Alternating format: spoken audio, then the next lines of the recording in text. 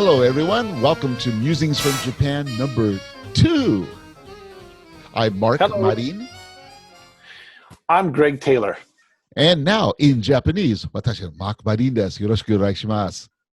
私はグレイグ・テイラーです。よろしくお願いしまよす。ろしくお願いします。ありがとうございました。So, Greg, ありがとうございました。what are we gonna do today, Greg? Well, today's topic is you.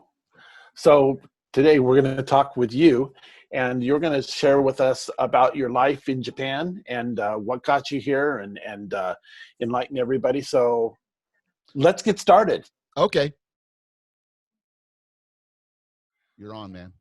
Thank you. Well, I thought we'd get started by talking to you or talking with you and kind of doing an interview Yes. of you. And Wow. since you are someone who's lived in Japan for such a long time, Or too long. Yeah. So would you mind telling us a little bit about yourself as we get started here? Well, okay. Well, everyone, hi. I'm Mark Marin. As we pronounce in Japanese, I'm Mark Marin. And I've been in Japan now almost 30 years. It'll be 30 years next spring. And currently, I'm the director of the Advanced English Department at a college called the College of Foreign Languages, Airline and Tourism in Niigata City. I've been working with this education group, which is called NSG, Niigata Sogo Gakuin, now for 29 years. And primarily, I've been an educator with them, and I've taught everything from English as well as music. And I have been an administrator for the departments as well as a principal of an American high school that we had for 11 years. So I've done kind of like everything here. In America, I was a music teacher, but unfortunately, timing was bad and things were bad, and I didn't last very long as a music teacher, and I came to Japan as kind of with the Sister City Committee in Hollister, California, and they had a sister city in Hyogo Prefecture in Japan.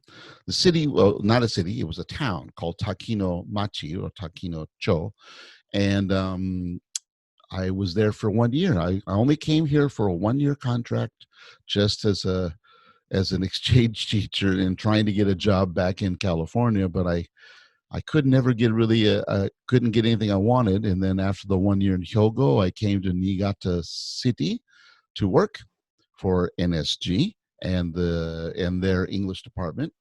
And I have been in this college system since then and never went back to the States to teach, or didn't even try, actually. I just said, might as well stay here and see what happens. How's that, Greg? Oh, very good. So what do you think was your catalyst? You explained some of the catalysts for coming to Japan, but what attracted you to Japan in the first place so long ago? Well, actually, when we were in college, you remember, Greg, and maybe many of you who were our classmates at Fresno State, we came to Japan in 1983 as part of the invitation from, I think, the Japan Bandmasters Association, and maybe Yamaha Music Corporation was one of the sponsors. And we came on a tour of Japan and Korea.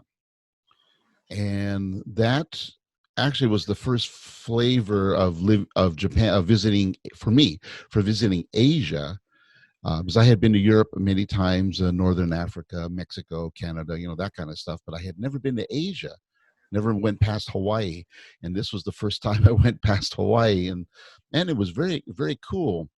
I remember at Fresno State, you remember, Greg, the Musashino Music Academy brought their wind orchestra.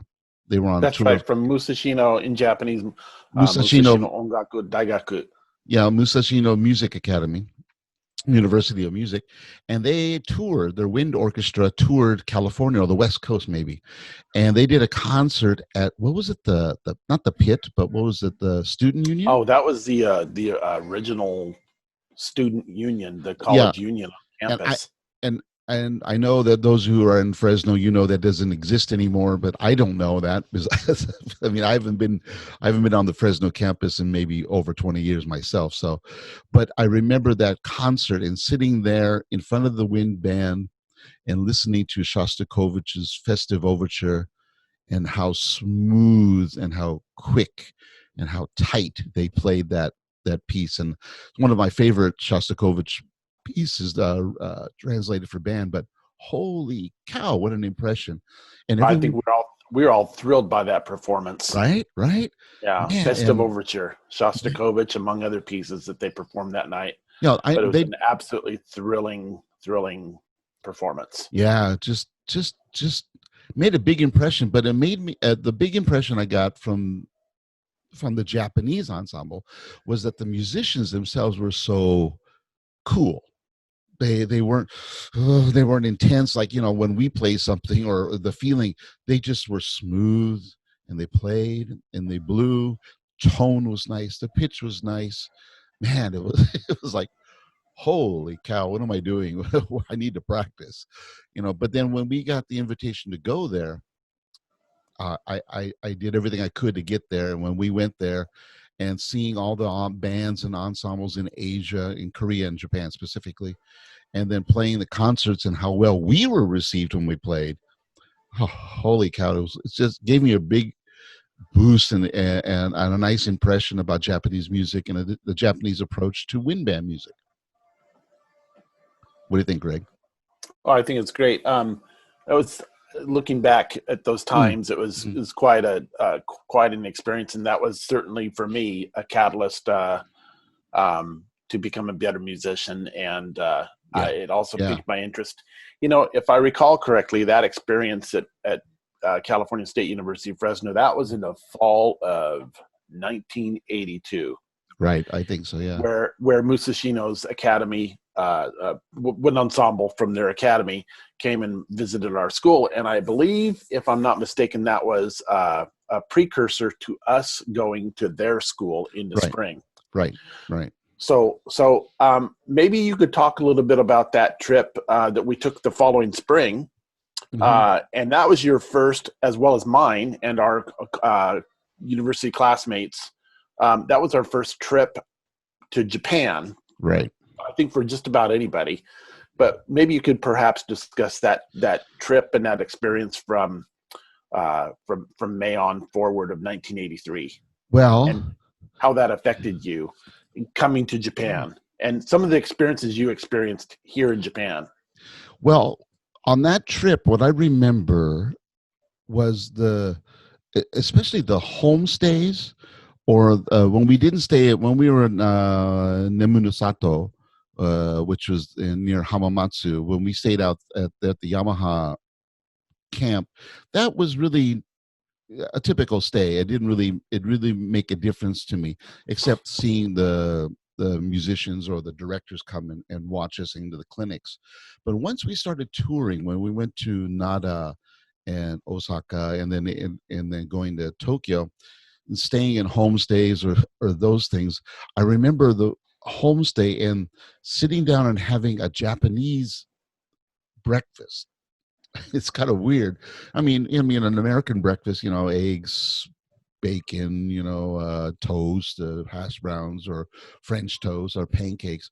But sitting down at this homestay, and I think it was in Nara. I can't remember. I'm getting old, but I remember them putting out salad and different kinds of vegetables, and all on individual plates, and and having rice with soup, and all of this was for breakfast. And For uh, breakfast. yeah, I said, breakfast, this is breakfast. And I'm sitting across from the grandfather who was there, because there was also two generations were staying in this house.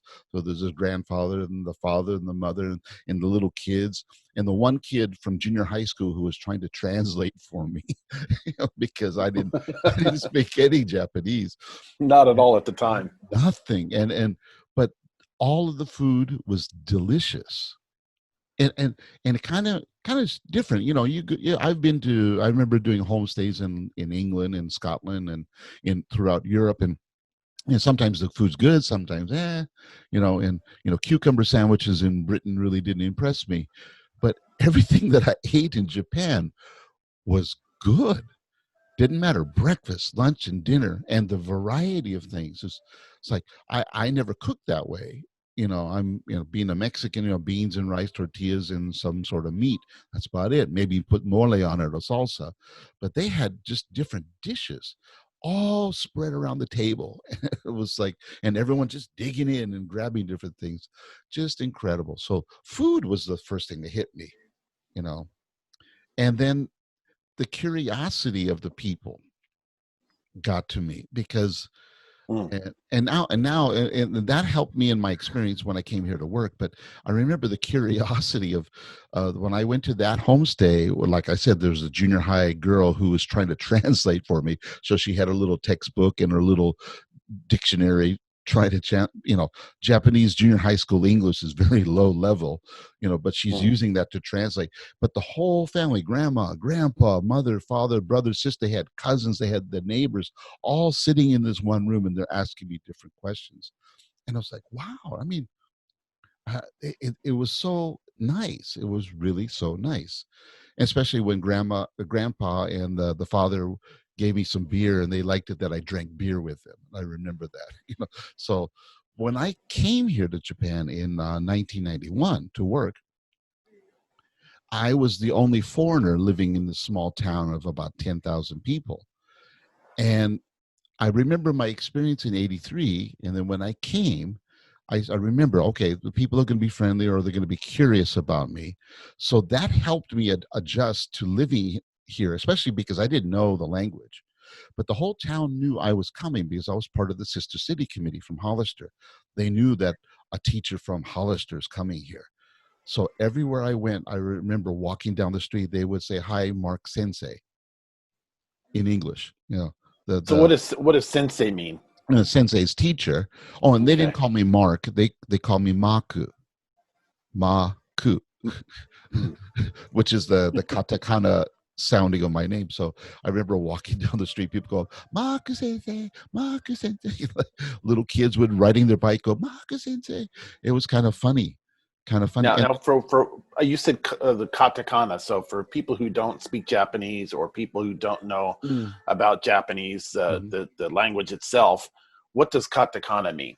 Well, the Japanese language has three elements of written elements, and one is the kanji, which is the Chinese-based characters that they use in the language. So when you see the word Tokyo written in the Chinese characters, those are kanji. And then there are two other versions of the kanji to help simplify and to smooth the language. One is called hiragana, which was actually developed maybe almost 2,000 years ago, and they still use it today. But that was at first considered a women's language, but it's a great quick way to abbreviate some of the kanji that are more difficult. But then to address foreign words or words who are outside of the kanji or the Chinese character realm, they also created a katakana. So like my name Mark doesn't exist in Japanese, so they use this katakana. It's kind of a straight edge kind of character writing, and they write my name Mark, Ma, using the sound sets of ma and a dash making a long ma, and then the katakana for ku, so ma ku. So that's how they write my name. So katakana Okay, makes it easy. maku. Oh, thank you, Greg. Gureg Gu chisa. So gu regu. is my name in phonetically in Japanese is using phonetics Right, is gure gu. right. So you So have gu, ore, and chisai, a small tsu character, and then the gu gu, right. again, once again in Japanese katakana Yeah, script. yeah. But I call you Greggy, so that's okay. That's right. I think that translate to Japanese as well, but It that's it. would work the same way. And I call you sometimes Tokidoki, Marky. Marky, and then yeah, I don't, because I don't like that. So That's right. anyway, so getting used to living here at that time was trying to get used to that sound of English, because they use katakana here to teach English sounds, though they used to at that time. This is almost 30 years ago. What students would do was would take foreign words or English words, and they would use katakana and they would use it as kind of not a subscript, but a postscript, or a script that would write over the words, so they would You use know, that to pronounce it. actually, they still do that in the schools. Well, I think it's different because here they don't, but I think they're trying to discourage that.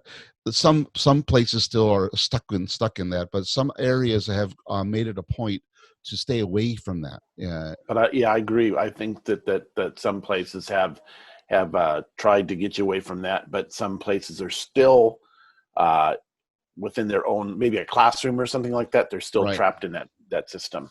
And it depends on the teacher themselves, because the teacher's the one Exactly. who teaches them that. Anyway, so Exactly. living in Japan was trying to learn how to hear their English, how to survive, because I didn't study Japanese. I was bad. I mean, I came to Japan. I didn't study. I didn't try to read it. I never tried to write it. So, Greg, actually, you have done more formal study of Japanese than I ever have. I just listened and copied, you know, just like they do with the little elementary kids. Listen to me, copy me. Yeah. We came back from that trip in 1983, such a long time ago, Hmm. almost 37 years ago now. And the trip was a life changing experience for, I think, many of us. Yeah, Um, for yeah, me, it was I'd always been interested in Japan because I thought Japan, places like countries like Japan, cultures like Japan, a Japanese culture, were exotic. To me, they were something completely different from what I was used to in America, even right, as a kid growing up. right. And I was 10 years old, I believe, somewhere around 10 years old.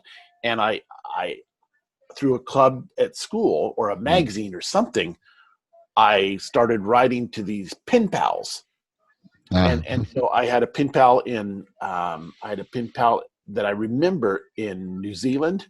We mm, wrote for maybe 10, 15 years. It was quite amazing. Then I had a pen pal in Sapporo, Japan. mm, And so that was my first interest, first appreciation, I think, of the Japanese culture mm. directly. And so then we came to Japan. So back to that, let's continue on with your discussion. So Yeah, we came to Japan. I have to say that I came back to America after that trip, and I immediately set about myself studying Japanese. right. I remember that. So I studied Japanese for a year and a half at the university, and that was quite a interesting experience, and it's quite a different experience from the way it would be taught today, I think. The Hmm. language instruction, I think the Yeah, methodology, everything would be completely different. right. But I do know that I really admired my teacher, and unfortunately, my teacher passed away quite young. She passed away in the second year of my language study at Fresno State when I was studying Japanese. You killed her? And no, Okay. unfortunately, she Sorry, she bad she joke, bad had joke. it. Yeah, but needless to say, it was quite an experience way back then. Yeah. So you didn't formally study Japanese, but then Nope. later on, you decided to accept this exchange program, or this sister city program with Hollister. Hollister. Right. Yeah, Hollister and the place in Hyogo Prefecture. Hmm. So let me let me ask you, um, what was it like for you when you came to Japan? You came to the small town. Yeah. Did you have any ideas? Did you think you were going to stay for a year? Did you think you were going to stay for the rest of your life? Tell Well, us about initially, I just wanted to stay for a year. I was still trying to get a music job in California, somewhere in the South Bay or the Bay Area. I came, so kind of. I don't want to say it. I don't say it this way, but it's kind of like a timeout for myself, kind of a vacation, a way to cleanse my life at the time, and to clear up something, and get away from California and the States and do something different, and come back and I would be refreshed. I mean, so I came here with basically three things. I came here with a suitcase of clothes, my trombone, so I could play music here, because everyone said there's great music you should play. And I came with my golf clubs. And those are the three things that I did when I was in Hyogo. I I played music, I played golf, and I taught at the schools. And when I wasn't teaching, I was either playing music or playing golf. Man, and people would just come to my apartment and knock on the door. There was one doctor that I was helping his wife with English, and her husband would come, didn't speak English at all. He would just knock on the door, and it was Mark, and he would gesture golf, and he would say golf, which is the katakana, so golf. I said sure, and boom, we'd go. I mean, it's just the drop of a hat. I would just go play golf with these people, and it was wonderful. But in the meantime, I was still trying to get a job in California. Email did exist, but it was difficult. Not everyone had email yet at the time. The computer systems here in Japan weren't as uh, I would say weren't as developed as you might think. Japan being a very technologically advanced country, they didn't have a lot of user-friendly technology. So if I wanted to ask you about that.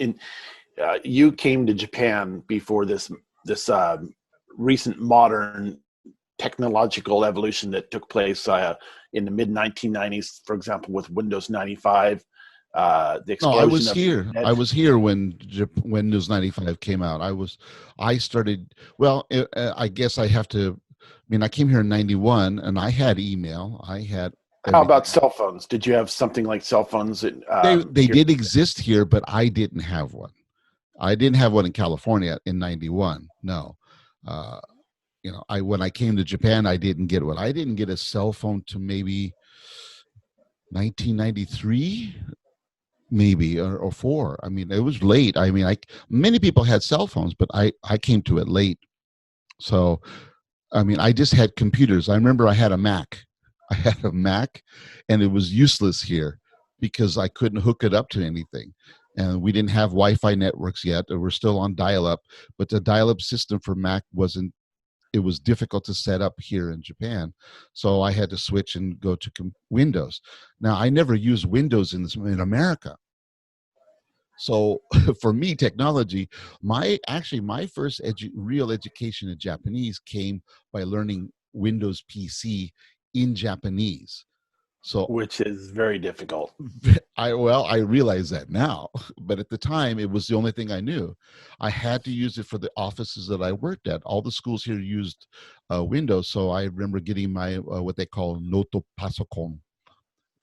Your notebook. A notebook PC. Notebook, yeah. So I had and working with Windows. And I remember when Windows 95 came out, so much easier to use. The Japanese was easier for me to use. And I still kept a Mac. I had a Mac, but I did everything on Windows for business and school. And I used my Mac only for music. So, and I had a Mac at home only. So, yeah. So I what you went through in the States, I didn't get to go through it. Or if I did it all in Japanese. So I'm just curious, in America, before the internet, Mm-hmm. The early 1990s, see, when we came to Japan, that there was nothing like that. No. There's, in first of all, 1983, no internet, no cell phones, no modern technology other than your basic television. And then I recall seeing in Tokyo, in the Akihabara area of Tokyo, a compact disc player. Mm-hmm. That was on sale for $2,000. Mm-hmm. And that, if I recall, the following year is when compact discs came out on the mass market. Right. But then the internet and that cell phone technology, modern, mass communication, that followed later. Right. Right. When I was logging onto the internet, or when I got a computer in America, the early 1990s, I had there was Prodigy, there was CompuServe, and then America Online. So how did you first log on to the internet? How did you first get a hold of the internet craze here in Japan? Well, here in Japan, it was they had AOL, they had American Online here. what was there was a Netscape. That's Netscape was the browser. I think the first in browser. Netscape. I used Netscape, and I would use AOL with Netscape, and then I used a Japanese email service here. So, which was called, man, what was it? Now you I'm used to Japanese server, so it has a completely different name, and it has a different ending because in the U.S. everything was .com, but in Japan it was .jp. That was the first address outside of the U.S. to use its country. So JP was Japan. So I forgot what it was actually. It has to do actually with my cell phone that I have now, with my smartphone now, because I've used the same company. Now it's called AU, but this company, there was two other versions before this, and I've been with them for the last 20 some odd years. Using my first cell phone was from this company, and so I had an address from them, which no longer exists. The It was the predecessor to EasyWeb, right, Greg? You have Easy. EasyWeb. Yes, I don't remember Easy Web. Oh, Easy Web. Yeah, sorry. Here in Japan, I have Easy Web right. too. So this Because was the we have predecessor this to that. because of Mark. When I got my first cell phone, my own cell phone here in Japan, I got the same company as Mark. There's like America, they're just almost identical to the way it's operated in Right, America, except we have, if we wish, we have an email address for our cell phones here in Japan. which is separate Um, from your regular cell email address. yes, Yeah, so I can email you at your email, and you'll get it on your cell phone. exactly. Uh, Yeah. and so I do have Easy Web. Sorry. So so I went through the technological boom through the Japanese system. So which was at the time, which was completely different than the US. And they wanted it different. They wanted it. So sometimes I couldn't do things across platforms because the Japanese platform didn't match the US platform. And I remember it at the offices. Now, for example, once we got the internet set up at our schools, I have a school address, and I've had the same school address for 20 years, which is the nsg.gr.jp, which was a group. So I've had that one. But my now, I'm strictly Google. I was Yahoo for a long time. That's it. Yahoo was the first one outside of all those that I signed up with. When Yahoo started coming out, I set up a Yahoo account. That was my Skip Marin account, which no longer exists. I stopped that maybe 6 or 7 years ago, and now I'm strictly Google and the Easy Web and my company, which is NSG. So, but it's kind of funny because again, since I learned Windows and learned about this technology and email and this kind of stuff in Japanese, that's all I did is I focused on Japanese. So I learned how to write and type in Japanese. So actually I can write in Japanese with a computer. Is I can type the words. I know what the kanji looks like. I remember the picture. So I can type it and I get the kanji. So I'm pretty good at that. But if you ask me to get a pencil and write it, that's it.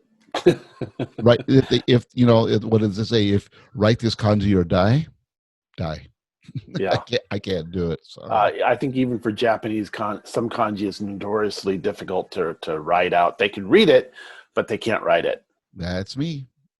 For example, there's one stroke in one of my kanji books that's 29 one kanji that's 29 strokes. Yeah, it's ridiculous. So anyway, so as an educator here, I've learned I've learned completely different philosophies, styles, and technologies from the US. So whatever I did in the US, little of that applied here to in Japan, actually. Even in music education, when I was teaching music, I used very little of the American techniques or my education to teach that here in Japan. Because the Japanese approach to music is it's almost completely different than what we do in America. So you're a musician. Can you tell us a little bit about your musical background and what Yeah, you do yeah, and what you like about music? yeah. Well, I'm a bass trombone, euphonium tuba player. I'm a composer and a conductor, and I've been doing that, since Fresno's days. But um, when I came to Japan, I didn't know what to expect when I brought my trombone and golf clubs. I know the little town Takino had just started a community wind band, so I played in that, and it was okay, but they were all beginning to learn. And then the director recommended an ensemble in Kobe called the Kobe Symphonic Band, which has now been around for about 50 years. And at that time, they made a contact of the band, and they said, we have this American trombone player who wants to play in the band. And they said, yeah, come on. So I remember from the little town of Takino, I would get on the train from Takino Cho to Kakogawa Station, transfer and get on the train to Kobe, to Sannomiya Station. Now I'm telling you these names, but at the time in Japan, those names were not written in Roman letters, in alphabet. They were only kanji. So what I did was, there was a translator in the town that I worked with. She would write the kanji and then write the romanji. So I Takino, waterfall, rice field, and then she would write Takino in Romaji. So I look at the kanji, that's Takino, and then I would remember. I get to Kakogawa. She'd write it out, the kanji and the name, and then Sanomiya, and I started to learn the kanji that way. So when I traveled on trains or on buses, I knew where to get off. So So are you talking basically like a pictograph? that's what kanji is. Yeah. Yeah. No, So she, cause for example, no, she wouldn't write. She wouldn't write waterfall field. She would just write Takino, Takino. She'd write so it she'd write it in Roman characters because there's nowhere else in Japan they did that except for at that time. Osaka. At that time, it was only Osaka, Hiroshima, Tokyo that I knew that did that. Maybe not even Nagoya, where yet haven't done it yet. Only places where foreign tourists come, and this is, we're talking the early '90s. So they hadn't got into this. They were, at that time in Japan, there was a movement called internationalization. They tried to starting to become internationalized. What we're doing now, while Greg is teaching here, there's a lot of, he's teaching at an international school for elementary kids or kindergarten, right? Yes, that's correct. You know, 30 years ago that didn't exist. There were only like 4 international schools in the whole country 30 years ago, and they were run by Catholics, the Catholic Church, the diocese. So what Greg is now working in an organization that didn't exist 30 years ago. You have the benefit of, but what I saw was growing. So I had to write these things down, and I had to remember all these things so I could travel. And because I didn't study Japanese, so I wasn't curious to try to study. I just wanted to get someplace and not get lost. So I started traveling to Kobe, and I joined this wind orchestra in Kobe. And only 2 people spoke English. Luckily, one of them was a trombone player, but his English was very bad. He had studied in America when he was in high school, but the guy was like 40 something or at the time, but in like 25 years ago, I remember, and he'd tell me about his time, and he went to Cleveland, Ohio, and lived for a year and studied in Cleveland and came back. So he was very rare, but his English was very rough, and he made lots of mistakes. And sometimes we didn't understand each other, but it was fun. And there was another old guy, very old guy, who used to be a an international salesman for some sort of manufacturing company associated with Honda Motors, and he was a clarinetist. Between those 2 and myself, I survived in this wind orchestra for a year. I played in the Suisogaku Concours with them. I did many concerts. I wrote some arrangements for them. They asked me, "Could you arrange some things?" Like, sure. And I wrote some stuff for them, and they let me conduct, and it was kind of fun. Oh, that's very good. So you mentioned Swiss Ogako Concours. What Uh, is that for a uh, non-Japanese person? yeah, sorry about that. That Japan has a national wind band competition. national. So they do it by first by city and then by region, and then the winners of the regions compete nationally, and they crown champions in different categories of wind ensembles and wind orchestras, from large to small to marching bands. Even small ensembles, brass ensembles, wind ensembles, mixed ensembles, and it goes on every year. Actually, this year is the first year that it's been canceled.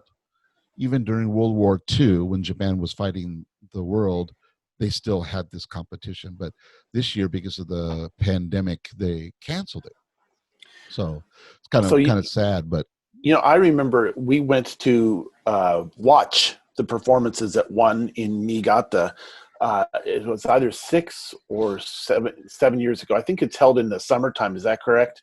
yeah, it's held from July through September.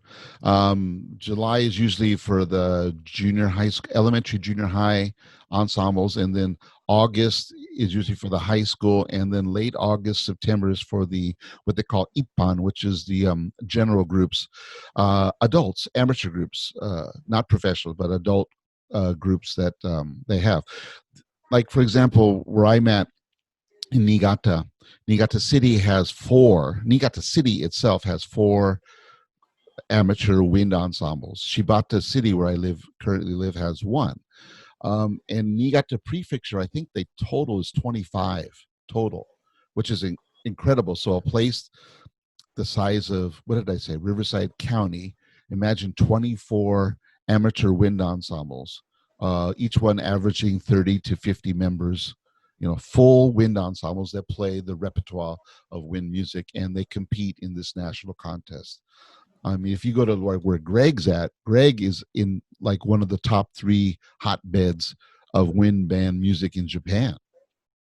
Greg, Yeah, it's pretty Greg, amazing actually.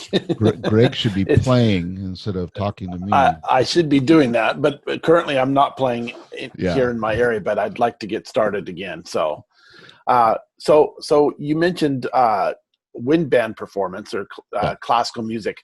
Yeah. How about orchestras, or maybe you can Well, talk about that, and then also talk about jazz in your area, for example. yeah. The other thing that when I was in when I first came here, I played in that Kobe Symphonic Band. But I also, because everyone they saw, because I was playing, and I got to meet many musicians throughout Kobe. Kobe is a very large city, maybe a little bit larger than San Francisco, and Kobe is one of the most international cities in Asia, and it has been for over 150 years. But in Kobe, I got to meet through the symphonic band. I got to meet some of the trombone players who were in the Osaka Philharmonic in the NHK Osaka Orchestra. And one guy asked me, could I play for him on a concert in the NHK Osaka Orchestra? And I didn't realize it was a TV orchestra, but I said, sure. Sure. I just, anybody, that first year in Japan, anybody asked me to play music. And if I had the time, I said, yeah, I'm going to play. Sure. So I played in this orchestra, and I played on television in Osaka, and I was like, whoa, I didn't know it was this big deal. I had to buy a little bow tie. I didn't have a bow tie. It was funny. So I got to play on television for this for some TV special. And don't ask me what it is, because I didn't speak Japanese. He just gave me a map, told me how to get there, and I got there. People were expecting me. They're expecting for the foreigner, what they call the gaijin. They said the gaijin's coming. Gaijin from California. Okay, that was me. And then I played that. And then from that gig, the trombone players in that group were also jazz fans, and they told me about this other group that was in Nishinomiya, which is a small city next to Kobe, and they said they have a big band, and they're always looking for trombone players. So they put me in contact with this guy, and this guy happened to speak English, and he asked, and I played gigs with this big band. Uh we played at some like clubs, one bar in Osaka. I can't remember the name of it. It's just some bar, and he paid me money. It was a paid gig, and then we would play Sammy Nestico tunes. They're playing Count Basie, Sammy Nestico tunes. Uh, uh, who? Oh man, I now my head's going. Just the standard charts that we were playing in the States at the same time. Swing tunes, little up tempo kind of stuff. Count Basie's, Nestico, some Thad Jones charts they would try, and these guys were good. They didn't swing the same way, but man, they had the tick, they had the chops. So So early on, you had quite an experience in I playing I music. I, I was lucky. I went out and did it, and then these guys would invite me to jam sessions. Now, before there was an earthquake in Kobe in 1995 that destroyed Kobe, Nishinomito, Osaka, a lot of big damage. And I don't know if you remember the freeway that collapsed. And but there That was an was air. the earthquake where approximately 5,000 people were killed in Kobe, Right. It was a great Hanshin earthquake. But which coincidentally is on the it was on the anniversary of the Los Angeles Northridge earthquake. It was exactly 1 year after that. a year after, yeah. Yeah, So in the area from Sanomiya and Motomachi, those are two train stations. There was an underground that would go between these two stations, and this underground was just a bunch of clubs and bars and just places to eat and drink and get drunk, and was right next to the train station so you can get home. And there was a jazz club that had been there since the 30s, and the name of this jazz club was Goodman's. It was named after Benny Goodman because the owner of the club liked Benny Goodman. So one of the sax players from this big band I played told me about a jam session. It was some Wednesday night or something.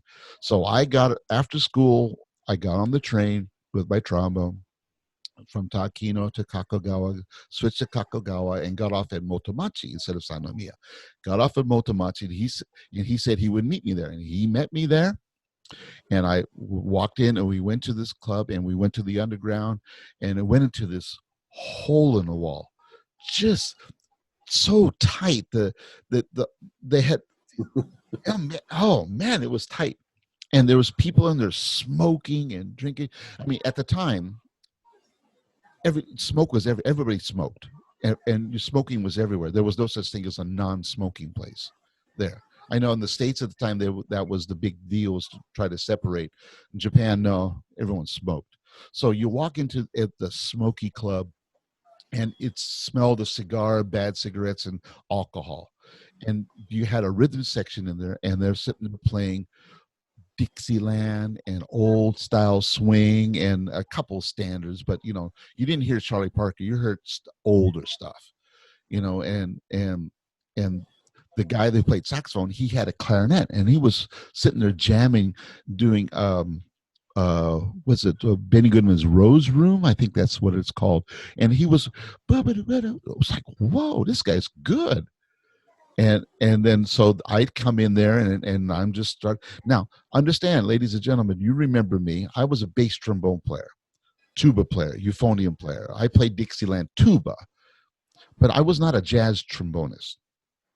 You got to remember that. I was a good section player. I could play a part, but if you wanted me to play a solo, and if you think back at Fresno State, how many solos did you hear me play on trombone, Greg, at Fresno State? The, not the, that many. the answer is zero, because Yeah, I only played one. And I remember Doc, Larry Sutherland, the professor, my trombone teacher and mentor there, we were playing some gig I think it was at Selden Arena, some, I don't know, floor show or something.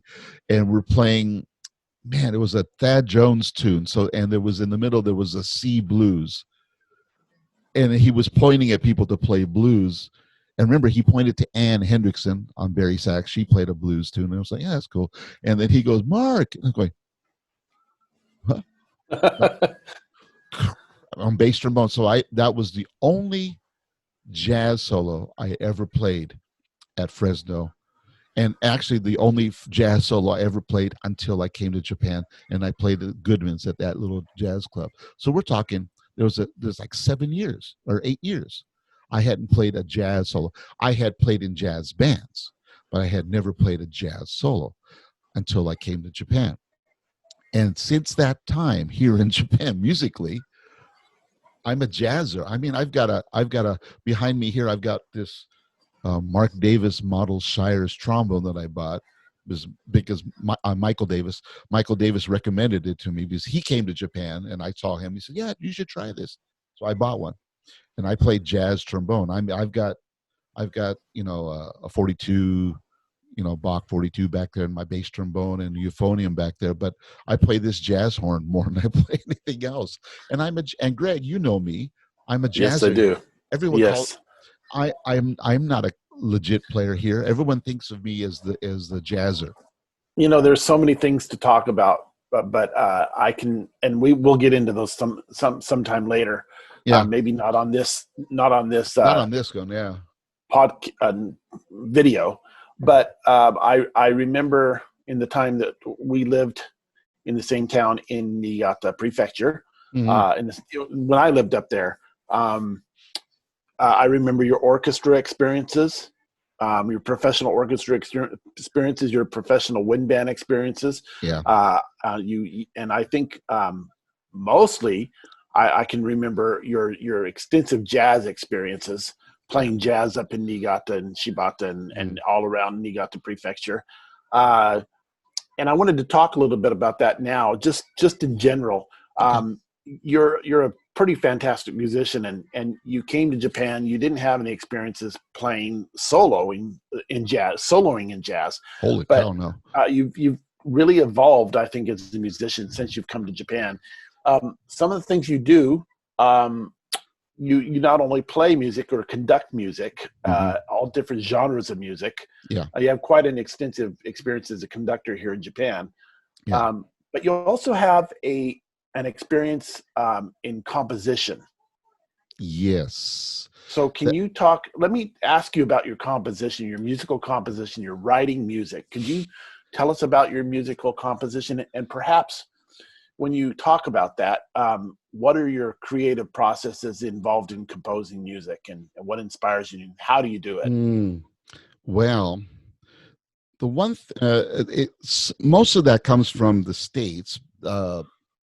Because when I was at Fresno, I remember writing a lot of arrangements and small ensembles, and even I remember Dr. Sutherland asking me to write Bach chorale arrangement when he was conducting the All-State Band. So he asked me to write this for a brass ensemble, so he used it and his on the all-state performance he had them play the chorale, and then they did the piece that they were doing, and I forgot what the piece. I don't remember, but I always wrote arrangements in America because the bands that I did teach were small. I didn't have the right instrumentation, so I had to augment everything for them so they could actually perform and have sound full. So I learned those kind of techniques there. When I came here, people asked me to do the same kind of things to augment. In terms of original writing, I did some in the States, but to be honest, it was crap. Sorry. uh, yeah, I tried to. I I think my mind wasn't very focused to do that. It was too mixed up. I had too many things going on that I really couldn't focus and develop my compositional style. But when I came here to Japan, I had more time to think to myself, to be myself, and I didn't have the distractions I would have had in the States. I didn't watching TV here is all Japanese. I mean, so Yeah. it's easy to zone out. It was like, oh, too much Japanese. So so what I do now compositionally is like I get ideas and I kind of jot them down, or I get melodies, and I have you might see there's a bunch of papers behind me in the shelves. There's a big black box back over there that's full of music and just pieces of paper, and maybe there's like 200 or 300 songs in there. Some of them developed, some partially developed, some of them just fragments. And what I do is I just kind of take those ideas and I kind of create something out of them. um, You've written music in all genres and yeah, arranged music in all genres, but yeah, I've heard some of your concert band or wind band material, and it's actually quite fantastic. yeah. Um, the jazz stuff that I've done is really, I really enjoy the jazz stuff. Um, and in the States, the jazz scene and composition has gone really more progressive. I'm not that way. I'm still kind of old school, so it's kind of swingy, kind of poppy, kind of tuny. It's kind of, So kind of cool. what do you think about your jazz stuff, or your material for jazz band per se? I can think of two particular pieces that you've written or you've performed for sure, Yeah, and I performed on at least one of those pieces. Um, that I clearly remember. One of them was "In the Swing of Things," right, a right. piece that you wrote, which I tremendously enjoy. And then Yeah, you wrote a piece about Shibata yeah. It's called Jokamachi. Yokomachi, Jo- Castletown. yeah, Jokamachi Shuffle. It's a suite, if I'm not mistaken. It's a suite of music for jazz. No, not that Uh, one. That okay, I wrote so okay. The best thing, well, in the swing of things, is again a kind of a tuny thing. It's a song that I wrote that features every ensemble on a very simple melody. So every ensemble gets to do, like, there's a sax solo, there's a trombone solo, there's a trumpet solo, and then they just kind of battle and they finish, and it's just a swing tune. Um, it's nice, and it's kind of happy. So, and that's why a lot of people like it, especially you. Even my son likes it. He did it with his high school group and college group. Um, the I My son went to the one of the best high school jazz bands in the country, Keiwa High School, and the director there asked me to write a suite for them, and I wrote an original suite, 12 minutes of music, three different movements, uh, and they called it uh, what they call it, the blue suite, because each one there was a, I remember that. right, there's Yeah, a light blue, dark blue, and royal blue, and each one is based on blues or a blues theme, and for me it was the most progressive thing I had ever done in any composition, legit or jazz, and featured my son on saxophone, which was nice, and a soprano. And someday I hope to do it again with a very good big band, because they did a very good job, and but the judges didn't really like it. Maybe because I'm not your typical composer, and I'm not. It's kind of my fault, not their fault. They performed it as best they could. It's like so it didn't appeal to them, but it was, for me, musically it was great. It was great to get my ideas on paper and hear a swing, three kinds of swing, a rock swing, a legit swing, and an upswing, done by high school kids, and they loved it. It was great. yeah, But my for about 8 years, I was the director of a wind band program at a college here, which no longer exists. The program kind of died on the vine. But for them, I had written probably about 12 or 13 legit pieces that are original. And for every concert that we did, I had written a piece for them to debut and to perform. Um, the first arrangement I did for them was uh, the Wagner. What was it? The Siegfried Idol. I arranged it for wind octet, and I think, Greg, I've ever played that recording for you. I gotta find it, because I'd like to hear that recording. I just heard that piece performed on the internet with one of those COVID-19 conferences yeah. um, recently. Well, The orchestra performed that piece, I but you did did it it for 11 instruments, eight octet, eight octet. So and even more of a and perhaps chamber group than well, Wagner originally did it but what would be scary is that I played bass clarinet on it. on your own arrangement there. Yeah, I had to play with the students because I only had uh, 8 students. so so it was kind of one was a percussionist, so there's no percussion, so I didn't have him play on it. But so the other 7 and I played. They had no bass instruments, so I played bass clarinet. So I did a good job, I think, too. Anyway, So but I started a tradition of writing a piece or arranging the piece for my ensembles, and I did quite a few, and I've written four major wind band pieces that I hope to publish and to hopefully in America try to get some Americans. I know that I gave one to um, uh, one director, and he's going to try it with his college band someday, and I hope they can. But he told me it was kind of difficult for them, so it's like, well, and that's the thing. It says for my students here in Japan, it wasn't difficult; they could get it. They, which was good because Japanese wind band programs here usually rely on recordings. Even the national contest, they have a required piece every year. They have 5 required pieces. You must select one, but they give you the official recording, so you must select the required piece and play just like that recording. You're judged on how well you can match the quality of the recording, which I don't like, but that's what they do. But for my students, I try to teach them uh, to approach the music with a fresh mind, even music they have done before. Because I did a lot of Japanese music, I had to conduct Japanese arrangements of things for them because that they wanted to do. But I said, okay, we're going to do it, but I'm your conductor, and I want you to approach it with a fresh mind and see it through my eyes. And they were very, very good at it. They would play repertoire from America. We did some Granger with them. I did Lincolnshire Posy with my students, and they loved it. They went. That was so different from what they would do in Japan.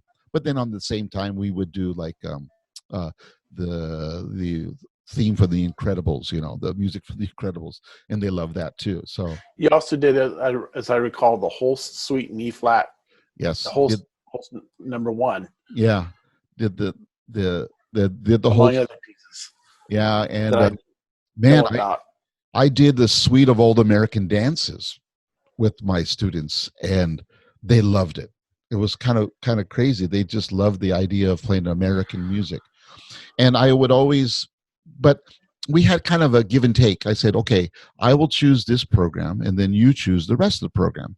So they would choose Japanese songs. We'd always do what they call the kadai kyoku, the required piece from the national contest. We do one of those. We do a Japanese march and an American march. So, I would do a Sousa march or a Fillmore march, or what's his name? I did on the mall. What's his Franco Goldman? Goldman. Yeah, so I did. They do all these funky marches, from America, and then I would do these funky marches from Japan. And when I went to Spain with Dr. Sutherland's band, The Fresno State alumni. alumni band, I brought a Japanese kadai kyoku to conduct with all the American people. So some of you out there, like I know that you played that and I conducted, you got the idea of what I do all the time in Japan. So yeah. So, do you have any thing you can say about your influences in music and people who have influenced you musically in Japan? In Japan, there are quite a few. Uh, there is one conductor, and he was the former conductor of the Tokyo Kosei Wind Orchestra, and he had done it for like 20-25 years, and he's actually a very famous conductor here in Japan. And and he was a bass trombonist before that, and he had studied in Germany, and he studied with von Karajan way back in the day. The guy, he's maybe 80 years old now, but when he was young, he studied with von Karajan, and he I had worked under his baton maybe almost 10 times now. And every single time I work with him, I learn something new. And it's like, uh, even playing the same song that I did with him 2 or 3 times, each time I would learn something new about it. And he would say, and he remembers me each time, and he goes, Mark, like this. And he would say in English, Mark, like this. The rest of the time, Japanese, I was like, Mark, like this. Okay, okay. He, but he was very exacting, which is different from a Japanese conductor. Many Japanese conductors here rely on the musician to bring out the musicianship. So the Japanese conductor's job is just to mix and balance, kind of like an engineer, because the musicianship is very high. A lot of these wind orchestras, especially the professional wind orchestras or symphony orchestras, are very technically very good. So the conductor's job is to just mix them. There is a Japanese sound for this. But this conductor, when he comes in, he wants his sound, his tempo. And that's what I really like. That's what influenced me here in Japan, because he said it doesn't. He says I know many Japanese conductors do it like this. That's true. That's okay for them, but for me, do it this way. Do it my way. And I was like, wow. And he said, and he told me, Mark, you can conduct your students your way, teach them your thoughts in music. And I've always followed that. And I've known him for 15, 16 years, and everything I do is my way. Even the jazz bands that I play in, people ask me, what do you think, Mark? Well, then I tell them what I think. And it's okay. Everyone respects that. And he taught me that. He's one. Um, another musician is a trombone player in Tokyo, and he passed away 2 years ago now. But he used to live in Niigata, and then he moved back to Tokyo, and he was an engineer, and he played in a band called the Sharps and Flats. Sharps and Flats was like, uh, after World War II, there were some jazz bands that formed in Tokyo to entertain the American troops who were here, and they would play swing tunes, Glenn Miller, Tommy Dorsey, Benny Goodman, Woody Herman, even bassy tunes, and some Ellington. They would play all these different tunes, and they would copy them exactly like they heard them on the record. And the most famous of those old wartime bands is called the Sharps and Flats. And they're still around. There's only two original members left, but this trombone player was one of them. And he was from Niigata, and he lived here, and he would go back and play. But he invited me to play with his band. This is, oh man, 22 years ago when I came to Niigata. I would go to Tokyo, and he would let me sit in with the Sharps and Flats in a rehearsal, or go play a gig with some of the members of the Sharps and Down Flats in Tokyo. in Tokyo. I would go to Tokyo Tokyo. to do this, or Yokohama. And so I would go there and I would play these gigs, and it's like, wow. And these guys swung. I mean, a lot of Japanese bands now, and Greg will tell you that I get upset because they don't swing the way that I think they should swing. I think that's one of your pet peeves, so to speak. Yeah, my pet peeve, swing. They don't swing the way I think they could swing. But when I played with him and those bands, they swung. In fact, they would tell me, "Come on, Mark, swing." I'm going, "Yeah, you're right. I'm sucking." And these, I'm playing with 70, 80-year-old musicians who were right after World War II, just came back from the army. They were poor and they were broke, and all they could do was play their horn in a jazz club and entertain American troops who were here for 7 years occupying Japan. And they said, yeah, he says, man, if you didn't swing, they'd fire you. I mean, they would fire you because these guys wanted to dance, they wanted to swing. You had to swing. And they were keeping the faith. And then I loved it. It keeps me playing. Actually, I'm still playing my trombones. I'm still doing everything, and swing. In the swing of things. I wrote. Swing's still the thing. I mean, that's where it's at. And I just remember these Japanese cats teaching me this stuff. The old guys in Kobe that I saw in Osaka, same thing, and they swing, and what they did, what they loved, they put it out there, and they would do it for free. They didn't have to get paid. They would do it for free. And there's one more musician who's still around, and I think Greg, you know him, Chosan Nagasawa, the saxophone. That's yes. Greg knows this guy. When I first came to Niigata City, this is in '92, I was working at the English language school teaching English, and I asked, where can I play jazz here in Niigata? And luckily, my director of my school said, well, I know this club. It's called Paltia. And he says, go there, and there's a saxophone. He's very famous. I said, okay. So I went to this club, and there's this saxophone player, and he's really, really good. And I saw that. I was drinking my, my $20 cocktail and listening to jazz, and wow, it was good. So I went back to the school the next day and I said, hey, you know, is there any, can you help me introduce? Because again, I don't speak Japanese yet. So can you introduce me to these guys and maybe I can get in to play music? And so the director, he took me to the club the next night and we listened to the group. It was Saturday night. I remember it was on a Saturday night. They were playing and we're drinking, and then he starts translating for me with Chosan. And then Chosan says, come back next week, bring your trombone. So, okay, here I am playing jazz again.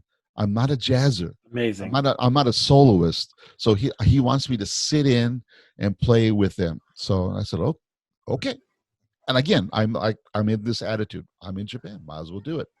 Brought my trombone, sat in with the group, and played 4 or 5 tunes in the first set. Just some blues. And just friends, just friends, lovers, whatever. Just doing all this kind of stuff, and I'm just trying to play as many changes as I could get, because I never practiced, and he liked my sound. And he said, and then I became a regular with him, and I would play every Friday night and Saturday night after working at school. I'd go there and sit in and play until 2 o'clock in the morning, and then after that, we would sit and drink. I used to live down the street in Honcho. Greg knows what I'm talking about. So I would get home like at 4 a.m. in the morning. I'd walk home, 10-minute walk to my apartment, walk home, and just pass out. And Sunday morning, wake up at 8 or 9. I'm going, whew, I wasn't drinking. I was just playing jazz, and I did that. For a couple months, and then he taught me about a big band that was in town, Swing Brothers Big Band, and then I joined the Swing Brothers, on his recommendation. Then I started playing big band jazz, and then once I started doing those two things, everybody started learning about me because there was a trombone player. Because that's the other thing. They're not At the time, there weren't that many trombone players. A lot of saxophone and trumpet players, a lot of great piano players, drummers, guitarists in Niigata. But trombone players playing jazz, actually, still probably, this is sad to say, please, I know a lot of my American friends are going to laugh, but I'm probably the best jazz trombone player in this area, which is scary. I would say in your specific area, yes, in your Yeah, metropolitan area. Yeah, that's true. that's it.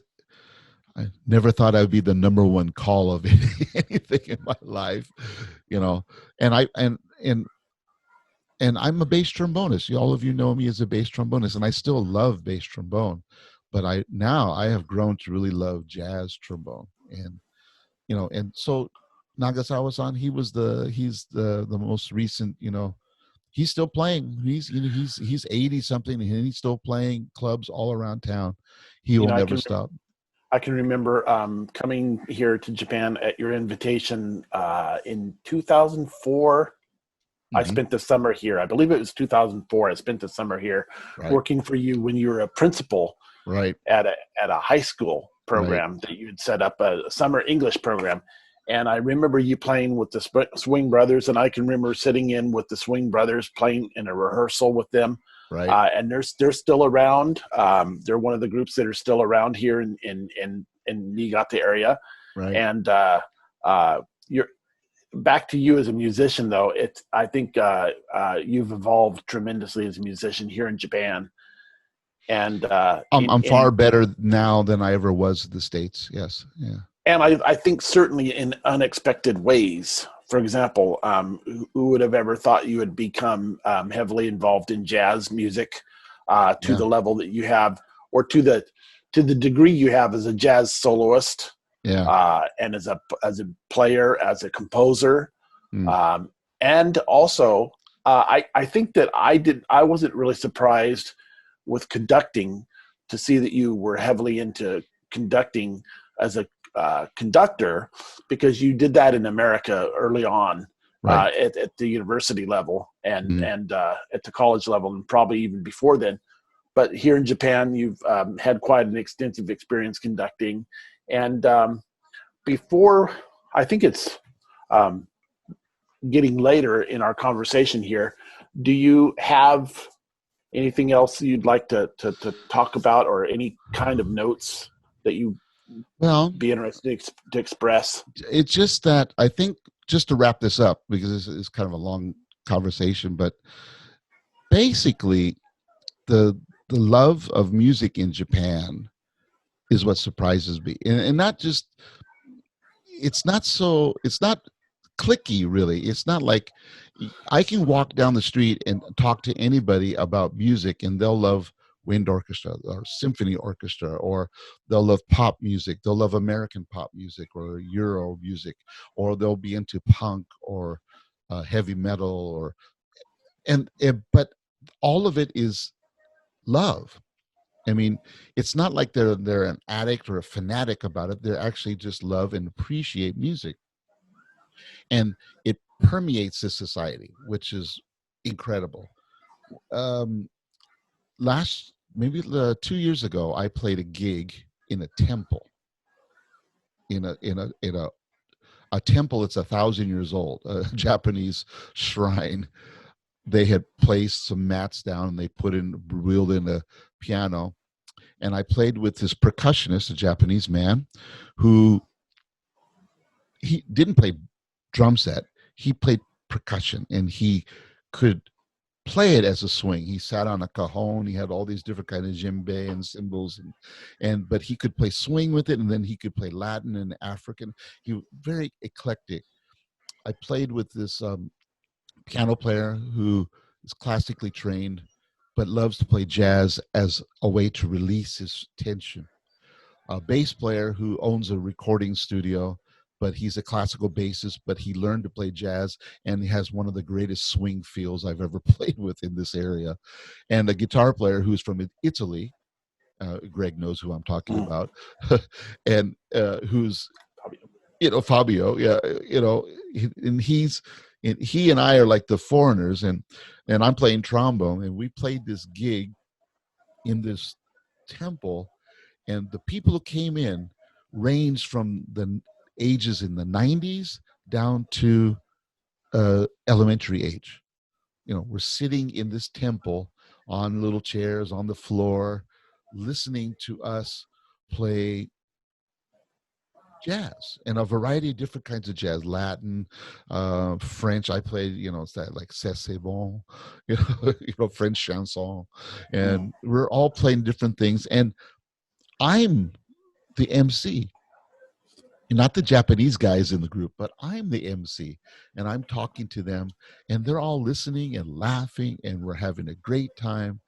I mean, it's all those generations, all those people sitting into one venue, listening to something that everyone else plays something different, but we all focused on this one thing together, and the appreciation and love was there. It was great, just a wonderful thing.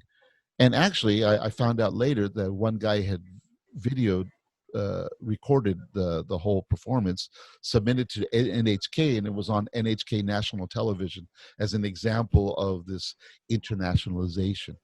How we can come into a Japanese temple that's over 1,000 years old and sit there and listen to and play jazz and enjoy a foreigner talking to them in Japanese about jazz. I mean, Yeah, crazy.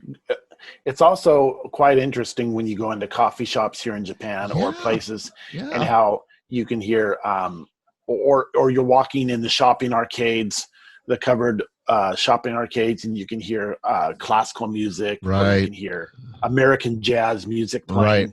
playing, or at least American style if it's not American, but more often than not, And, it's American jazz right. recording, something like that, Yeah. or restaurants or bars or things like that where you hear that kind of music playing. It's kind of It, enlightening. yeah, and nobody complains. It's kind of expected. Actually, when there's no music playing, people ask for it. Do you have any BGM, background music? And people, oh, what would you like to hear? Oh, how about that? And it's okay. Um, this appreciation for music, and I'm just talking about my experience. I didn't feel like this in California when I was there.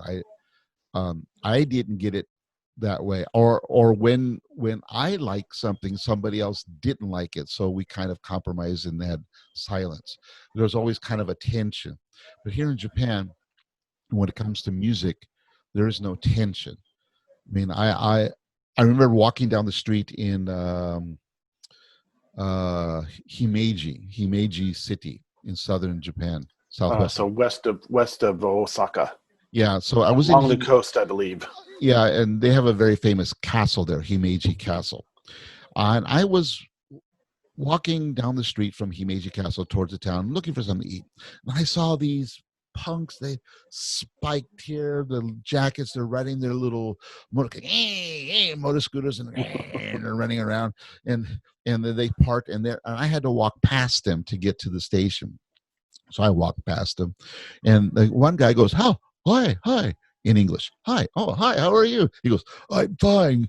Where are you from?" I said, "I'm from California." "Hey, cool, cool." And all these guys, these punk guys, were cool. "Yeah, California, cool.